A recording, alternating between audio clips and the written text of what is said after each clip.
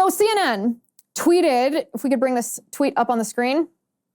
This is, I would say, pretty nuts even for CNN here. CNN tweeted, "It's time to stock up on tissues, bingeable TV options, and COVID-19 tests. Yes, many signs are pointing to a COVID-19 summer surge, although one that's far less intense than what emerged the past few summers." Can you imagine anybody reading that tweet and actually going out and doing that? Like, can you imagine what kind of idiot is going to go out and be like, "Oh my goodness, I need to go get some tissues. I need some tissues in case I get COVID. I need some tests so that I can, sit there with my tissues and do nothing because there's nothing to do if you get COVID. It's just a cold." Can you imagine if someone's actually planning to get COVID this summer? First, when I saw this tweet, I laughed because I thought CNN is the absolute worst. And then I'm thinking about the fact that we're 3 years into COVID, and the man who arguably had more influence in our country in creating the cultural and economic shock that we are in because of government policies in the name of COVID has not been held accountable.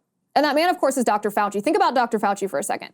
Dr. Fauci initially lied to the American people about the case fatality rate or the infection fatality rate, echoing the World Health Organization that was like, "Oh, watch out, it's going to be a 3.6% case fatality rate, and maybe it's everyone, not just really old or really fat people." Dr. Fauci echoed that, even though we knew from the get-go that it wasn't going to be a 3.5% case fatality rate. It was going to be under 1%. We knew that because of that cruise ship. That was a perfect case study. There was an outbreak of COVID right at the beginning on that cruise ship. The case fatality rate was less than 1%, and that was like old people on that ship. So it was going to be the highest based on the demographic. Dr. Fauci propagated that. He he told us that we should wear masks, even though privately he was saying we didn't need them. He was supportive of lockdowns, even though he had said previously that lockdowns, when China locked down, he was like, "Well, we know that lockdowns don't make a difference." Then just months later, he was trying to lock people down here. Why? All because he wanted to control us, condition us, and then control us to take the vaccine that we didn't need, that ultimately turned out to be dangerous, because he wanted us to take it because it profited he and his cronies at Big Pharma. This guy, to this day, 3 years later, has not been held accountable at all. He didn't even really lose his job at NIH. All that really happened was that he's not an active employee there, but he still gets millions of dollars in security. Millions of dollars.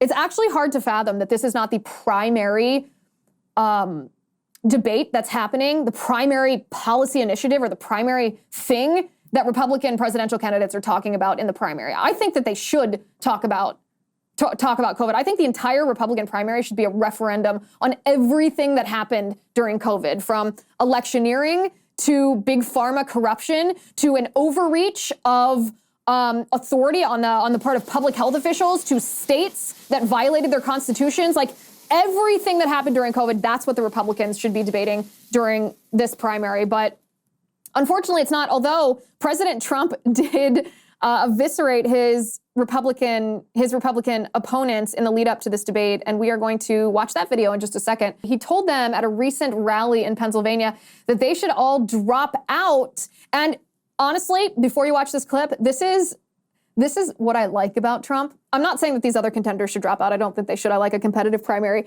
But what Trump did is like classic Trump. We're going to deconstruct why he called for them to drop out and what it does, what his rhetorical strategy does in the minds of voters. Take a look at the reason that he told Republican contenders to drop out of the primary. I say this from strength, not from weakness, believe me. I think it's time for Ron DeSanctimonious and so many of those other clowns on the stage. No, you had to see Iowa. They're speaking to people that aren't even listening. They're talking. They're waiting for me, I have to say. They're waiting for me to come up. I spoke last, but they're waiting for me to come up. But for Ron DeSanctimonious and so many others that are wasting hundreds of millions of dollars that Republicans should be using to build a massive vote-gathering operation to take on crooked Joe Biden in November, because we cannot lose. We cannot allow our country to lose that election. If we do lose that election, I don't think we have a country anymore. I'll be honest. You see what's going on. Millions and millions of people pouring across our border, invading our country. They're invading our country. Okay, what I mean when I say that this is classic Trump is listen very carefully to what he said. He said he thinks that his Republican primary opponents should drop out. Why? Because he says the money that they're using to campaign against him could be better spent on, he called it a vote gathering operation, but what it really is would be a ballot harvesting operation. And I don't care which phrase is used, one's not right or wrong. I just want to explain why he's calling for that, because the Democrats arguably won in 2020, at least in part because of their ballot harvesting operations, which I disagree with. I don't think that they should do that. I don't believe in election season. I think we should just have election day. But I also don't believe that we should refuse to compete using the rules that are in place, even if we disagree with those rules. So if it's election season, you bet we should compete during election season. If ballot harvesting is legal, you bet we should take part in ballot harvesting. Are you kidding? So what President Trump is doing is putting his opponents in a funny position here. So he's saying you should drop out and use, otherwise you're wasting money that could be used for ballot harvesting. So these candidates are now in a position where they're either going to say, okay, I'll drop out, in which case that's what Trump wants, or they're going to say, no, I won't drop out. And Trump's response is going to be, well, then don't you care about ballot harvesting? And the reason that this is such a funny and smart tactic of Trump's, this is kind of a classic Trump tactic, is because the ballot harvesting is what the base wants, but the RNC, whose actual responsibility is to fund and build ballot harvesting operations to compete with the Democrats' ballot harvesting operations, is refusing to do so. So the base is mad at Ronna Romney McDaniel and the RNC for refusing to spend their millions and millions and millions of dollars on ballot harvesting. So Trump is now pitting his Republican primary opponents against a grievance of the base, a totally valid grievance of the base. When I say grievance of the base, I'm included in that base and I share that grievance. I don't think that these people are going to drop out. I do think that this is classic Trump rhetoric and pretty funny. So Joe Biden right now is terrified, absolutely terrified, not just because Hunter Biden's former business partner, Devon Archer, is set to testify in front of Congress. I mean, Joe Biden is so terrified of that he sicked his DOJ on Devon Archer. The DOJ is actively trying to arrest Devon Archer and put him in prison before Devon Archer gets a chance to testify to Congress. Don't you wonder what Joe Biden and Hunter Biden believe that Devon Archer will tell Congress that will obviously implicate the Bidens in some way, or Biden wouldn't so blatantly weaponize the DOJ to try to shut Devon Archer up.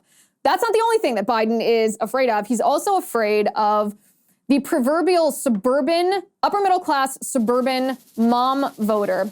And the reason that I say that he's afraid of these women is because Joe Biden finally acknowledged his 7th grandchild. You'll remember Hunter Biden fathered a child with a stripper.